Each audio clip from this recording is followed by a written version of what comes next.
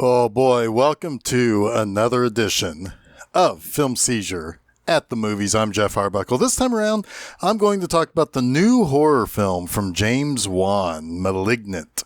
Now, before I do, remember to follow Film Seizure on Facebook and Twitter and Instagram. All of those places you'll find us by simply searching for Film Seizure. New episodes of the Film Seizure podcast with myself, Jason Oliver, and Chuck Moore drop each Wednesday morning. New episodes of my show, Monster Mondays, are available each Monday afternoon. So if you just go to filmseizure.com, you'll see all of the places in which you can subscribe to the show and get all of those things delivered to you directly. So, all right, James Wan. Now, I believe he's a guy who, for better or worse, doesn't quite get the outpouring of credit that he really kind of deserves for modern horror. Jordan Peele, sure, he's created a whole new horror game for black folks and what have you, but James Wan has kind of twice shaped 21st century horror. The first time was after he made Saw in 2004, and that launched the whole concept of visceral, almost exploitation level horror in the mainstream. Then he spent the 2010s doing more ghostly and supernatural horror with Insidious before kind of translating that into the hugely popular Conjuring franchise. And he's been mostly involved with horror in his 20 years, which is kind of funny because I'm not a huge fan of the type of horror that he produces. I've only ever seen the first Conjuring. I thought that the first two acts of that were just fine. The final act is where it kind of lost me.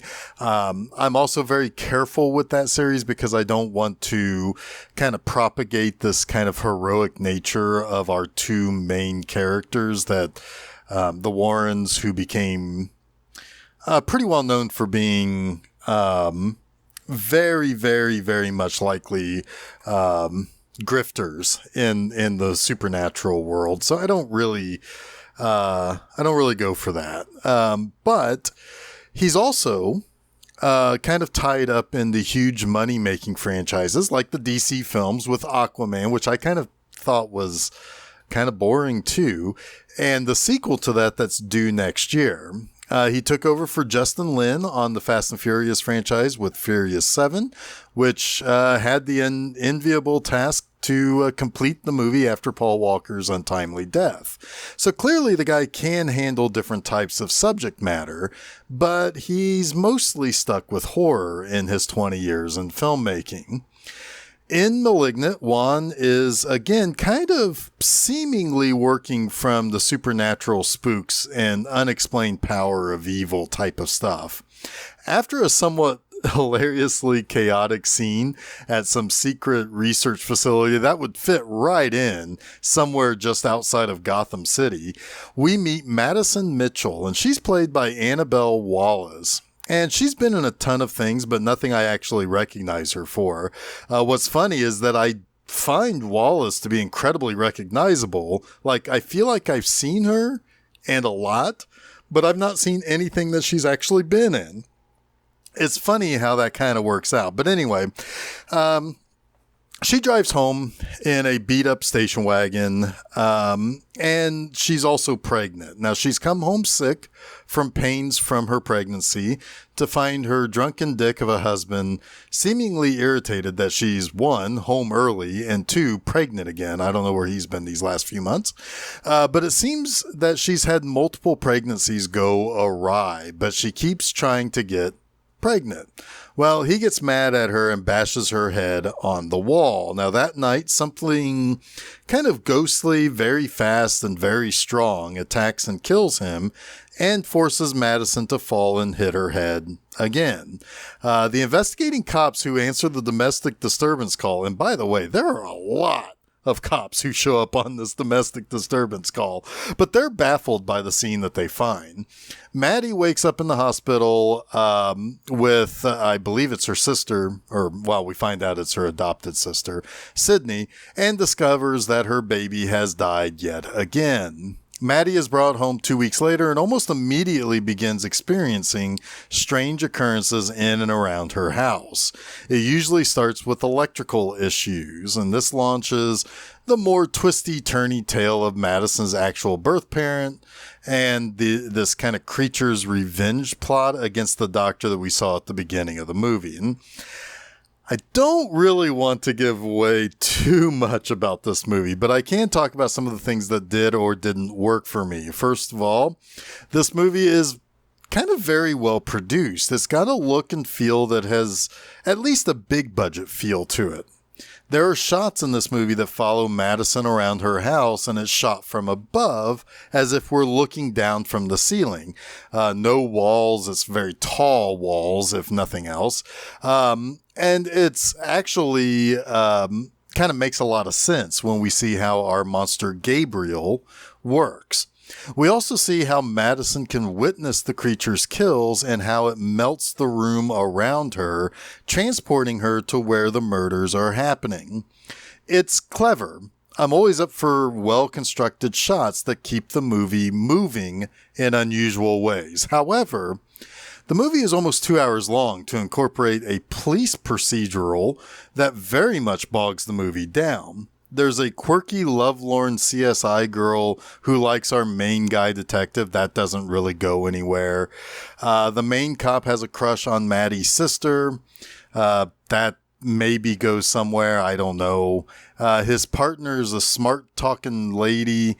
It's kind of like CBS made this horror movie, and if they added a laugh track to a couple of these characters, Chuck Lorre could absolutely sue and would probably win the case for something being stolen from him.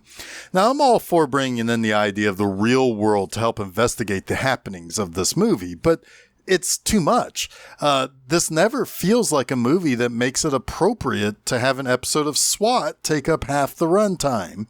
There's enough with the monster that looks like he has a literal malignant cancer for a head, the creepy family secret with an imaginary friend who really isn't all that imaginary, and the kills and the psychic connection. It really doesn't need the police part. Yet, the pacing is too fast as well. The movie is both a slow burn and a really peppy kind of movie by introducing the monster quickly and connecting Maddie to Gabriel in his subsequent attacks. So if we cut out the cancer of the cop part of the story, you see what I did there? The movie is maybe like, 60 minutes. So what do you do for the 20 or 30 more minutes? We put the cop stuff back in. Now it's too long. But there's this revenge plot too. It's just an odd movie that doesn't quite fit anything quite right. There are definitely cool things. There are neat shots. And yes, the characters are fun and interesting, if not all entirely necessary. But I don't know what this movie is trying to be. It wants it so many different ways by having the James Wan style supernatural being, something of a slasher killer, but also has this kind of Alex Cross mystery thriller involved. What is this movie? Well, what it is absolutely a mixed bag for the first two acts. More on that here in a moment. But the trailer did not sell this movie well at all. I don't want to compare to other reviews, but I'm actually surprised this movie has as good of reviews as it does. I can definitely give this movie a lot of high marks on the production, the camera work, and the slick atmosphere, but it's really disjointed and a hard pill to swallow for the entire 111-minute runtime with nothing to really say. A lot of really good horror movies will have something to say about mental illness or human nature or the unmistakable bond between twins. This has all the possible opportunities to do this, but does nothing at all. And I am kind of lying because then the third act happens. It does do some things. There is literally a sequence in which Maddie is put in jail for the murders that are happening because, of course, the police procedural immediately pegs her as the killer. While she is there, her sister and her adopted sister and mother are watching videotapes from her time at Arkham Asylum. And I don't know what else to call it. It looks like Arkham Asylum and Batman comics. When they start, oh, by the way, I should say these tapes that they found, her sister finds immediately in the basement. She goes to the exact right box and pulls out the exact right tapes to tell them what's going on. It's amazing. But when they start learning more about Maddie, the mom calls the doctors, quote, lying cockknockers. And that's just the tip of the funny iceberg that broke my brain. Meanwhile, Maddie is getting picked on in the holding cell by a stereotypical lesbian and a stereotypical 70s black hooker. Then we see the reveal of the real monster.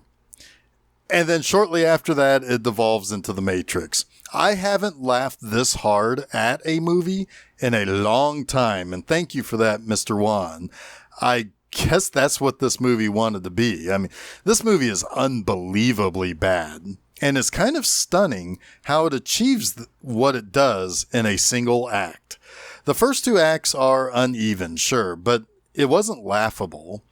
The final act is, wow. I mean, I simply cannot believe anyone working on this movie looked at this idea and thought, you know what? This is perfect. You, sir, are a fucking genius.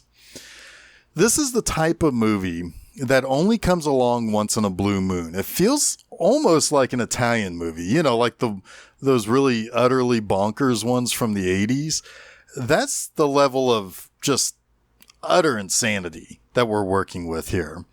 And there is so much I could say about this movie that I just can't, for the sake of you need to see this shit to believe it.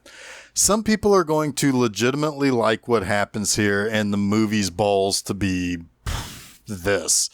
Some are going to avoid this movie from the get-go because they've heard bad things.